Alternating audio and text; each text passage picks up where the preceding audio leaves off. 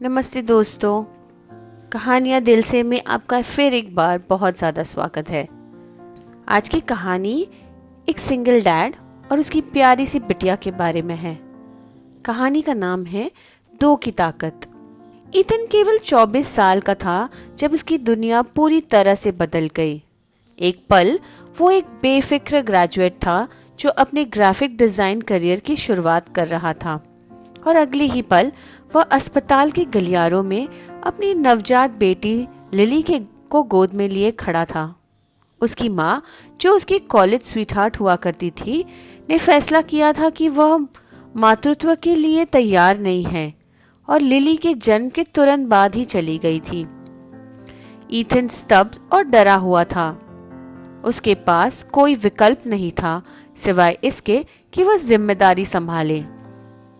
पहला साल, नींद रहित रातें और आत्मसंदेह।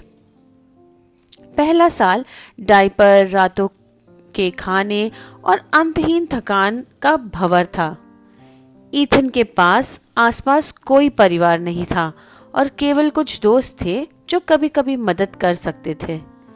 उसका छोटा अपार्टमेंट दूध की बोतलें, खिलौने और कपड़ों के ढेर से भरा हुआ था। उसे बार बार ये शक होता, क्या वो लिली को वो जिंदगी दे सकेगा जिसकी वह हकदार है? क्या वह पर्याप्त था?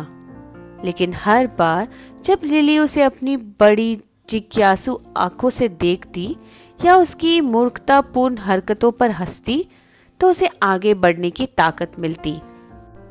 काम और पितृत्व का संतुलन। काम पर लौटना एक और चुनौती थी। ईथन ने अपने बॉस को मनाया था कि वह वर्क फ्रॉम होम ही कर सकता है, लेकिन डेडलाइन और लिली की ज़रूरतों को संतुलित करना आसान नहीं था। अक्सर वह आधी रात को डिज़ाइन स्केच करता जब वह लिली को आखिरकार सुला चुका होता।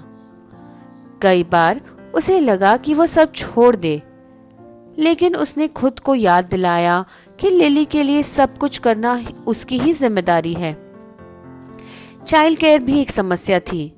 डे केयर महंगे थे और ईथन फुल टाइम मदद नहीं ले सकता था। उसने इसका एक समाधान खोजा। आधे दिन एक स्थानीय डे केयर में, शाम एक दयालु पड़ोसी के साथ, और वीकेंड्स पर वो खुद सब कुछ संभाल लेता। छोटी जीत और बड़े मील के पत्थर। ईथन छोटी छोटी जीत में खुशी ढूंढता। पहली बार जब उसने लिली के बाल बनाए, हालांकि तिरछे थे, गूंथे नहीं, तो उसे ऐसा लगा जैसे उसने माउंट एवरेस्ट फतेह कर लिया हो।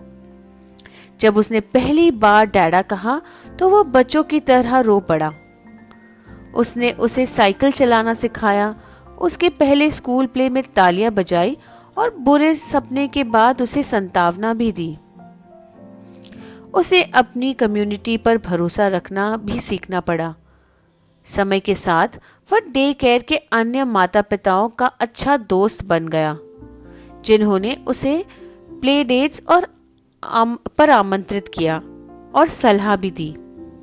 एक माँ जिसका नाम सोफी था, उसने उसे सिखाया कि सब्जियों को पास्ता सॉस में छुपाकर लिली के नखरी खाने की आदत को संभालना कैसे जा सकता है। जजमेंट और पूर्वग्रह का सामना करना। हर कोई दयालु नहीं होता था। ईथन को सिंगल डैड होने के कारण जजमेंट का सामना करना पड़ता। अजनबी अक्सर ये मानते थे कि वह लिली की परवरिश नहीं कर रहा, बल्कि सिर्फ देखभाल ही कर रहा है। कुछ ने तो उसे यह क्षमता पर भी सवाल उठाया कि वह एक छोटी लड़की का ख्याल कैसे रखेगा, लेकिन ईथन ने इन सब बातों की परवाह कभी नहीं की और बस एक बेहतरीन पिता बनने पर ध्यान केंद्रित किया। अटूट बंधन।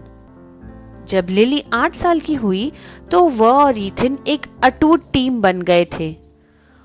उनके पास अपनी परंपराएं थी। शनिवार को पैनकेक ब्रेकफास्ट, सोने से पहले कहानियों का मैराथन और लिविंग रूम में मजेदार डांस ऑफ। लिली अक्सर ईथन से कहती, डैड आप मेरे सुपर हीरो हो, और हर बार जब वो ऐसा कहती, ईथन खुद को दुनिया का सबसे खुशकिस्मत आदमी महसूस करता। लिली का खत। ईथन के 35th जन्मदिन पर लिली ने उसे एक खुद से बनाया हुआ कार्ड दिया। अंदर तक सीधा दिल से छू लेने वाला संदेश लिखा था। डियर डैड, आप मेरे सब कुछ हो। मेरे मम्मी, मेरे डैड, मेरे टीचर और मेरे सबसे अच्छे दोस्त। मुझे पता है कि यह हमेशा आसान नहीं था, लेकिन आपने कभी हार नहीं मानी। मुश्किल समय में भी मुझे प्यार देने के लिए धन्यवाद। आप सिर्फ मेरे सुपर हीरो ही नहीं, आप मेरी पूरी दुनिया हो। प्यार, लिली। ईथन ने वह कार्ड अपने वॉलेट में रख दिया, एक याद के रूप में कि हर नींद रहित रात, हर संघर्ष और हर शक इसके लायक था। धन्यवाद हमें सुनने के लिए। हम आशा करते हैं आपको आज की कहानी बेहद पसंद आई हो। Please do like, share and subscribe. Thank you.